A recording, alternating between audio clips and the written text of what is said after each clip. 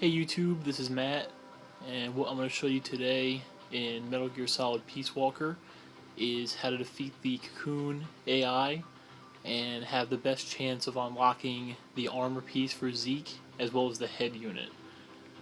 My character's pretty far in the game, so I have a lot of endgame stuff. The M47 rocket launcher, very effective, very powerful.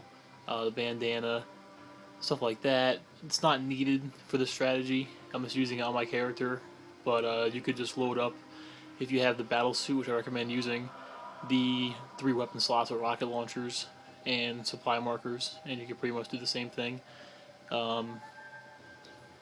What this is going to do is it's going to damage Cocoon without damaging the important parts you want to get, namely the head unit and the armor, and I'm going to show you how to do that right now. There's a couple of strategies for doing this. Lots of videos out there on how to beat Cocoon in general. Some people like to hang up at the left starting area where the tower is and use the fences protection and cover against the machine gun and rockets.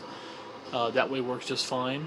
I'm going to show you an alternate way now using the underneath Cocoon strategy, which I'm pretty sure is one of the more popular ones, and it's pretty effective.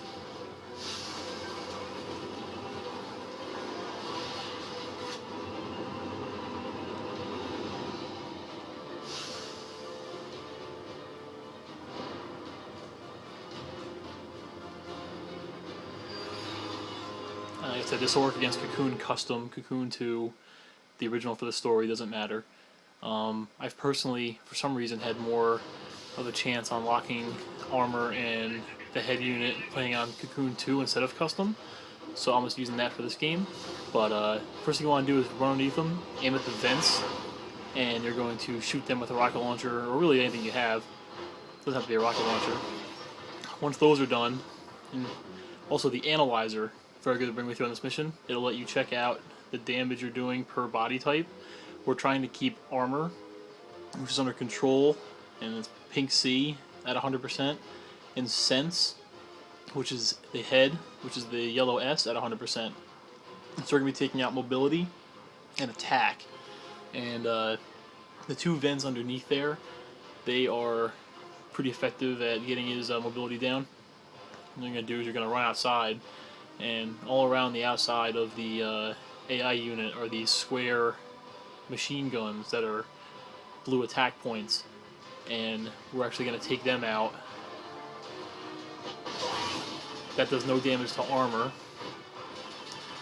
and they don't really shoot at you, and what that does is it prevents you from destroying anything important. One issue you might run into is that saw blade that you just saw there. Don't shoot at it, because that counts as a armor piece unless you already have the armor and you don't care. Just try to avoid it, run back underneath if you have to. It does have a machine gun on it, so it might be a good time to come on the other side where it can't hit you and take out some other guns. Okay, now when the thermostat malfunction detected happens, the unit's going to go into a kind of an error mode, and it's going to crash, allowing you to get up the ladder. We're going to do that in a second, but we're going to wait to actually go up the ladder until his health bar is down to 1 square, or 1 rectangle.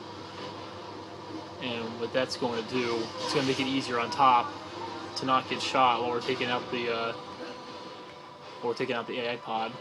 So, if you're using the M47, I haven't tried this with other rocket launchers myself, but taking out all the square machine guns on the lower leg part will leave it at that health. What you want to do is aim at these exhaust vents that pop up after it malfunctions, and watch out for the cannon if it's active and it's shooting at you. Hit them 2 vents. That'll get its health down to 1 bar, and now you're going to put your rations on, just in case on top you're getting shot by the machine guns, and you're going to switch to a heavy machine gun. And the ladder didn't reset from when he went down. Okay, and you're going to start to climb up. The reason why I want to have your rations equipped is that you can't hit the guns on top with a rocket launcher. Well, you can, but there's a risk that you might hit the head or an armor piece with it, and we're trying to key them at 100%. So if you keep your rations equipped, you're going to take some fire, but you'll just auto heal, so it's not that big of a deal. You really shouldn't get hit that much anyway. So then you come up here, and you're going to start taking out the AI pod. And the reason why I use a machine gun instead of my rocket launcher, even from afar, is that when I hit the AI pod with a rocket launcher, it seems to do damage as well to the head unit. I don't want to do that. Okay. So the AI pod now is exposed, or it will be in a second. And we're going to shoot that. And hop inside. And pretty much at this point you've won. You can pull out any of the boards that you need to get or you want to get, but that's the end of actual fighting there.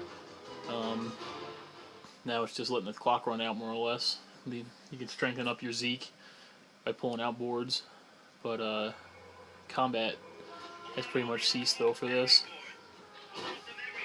And if you haven't gotten them all, Paz's Diary should be between column A and column B.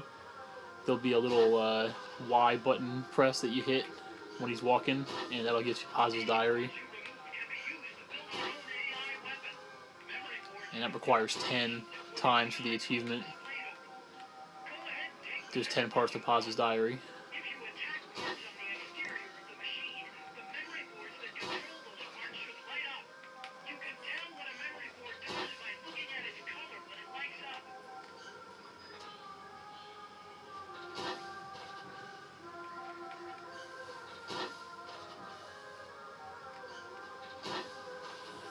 And that's it.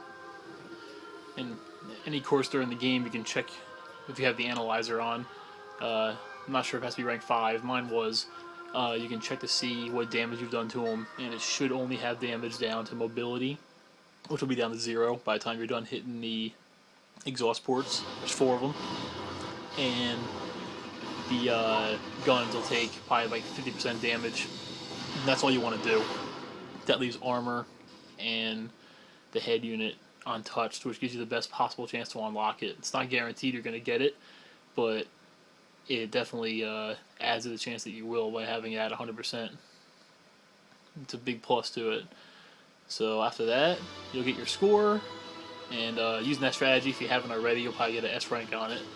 444 is my normal time for that. It seems like every time the way I do it, I come up with that time. And hopefully you'll unlock a head unit or armor for Zeke. And we got armor, which is good. And hopefully this strategy or this guide that I put together from a bunch of others and my own personal experience will help you get the armor, get the head unit, and if you haven't already taken out Cocoon, as you could use the same strategy for a first-time fight. But this is my first video I'm posting. I do have a PVR that I'm going to be using for future videos on YouTube. This one here is off of my iPhone because I have not mastered the technical prowess of setting up the PVR and the audio and recording. I'm learning. I've never done it before. But I hope that this has helped. I'm looking forward to more videos in the future.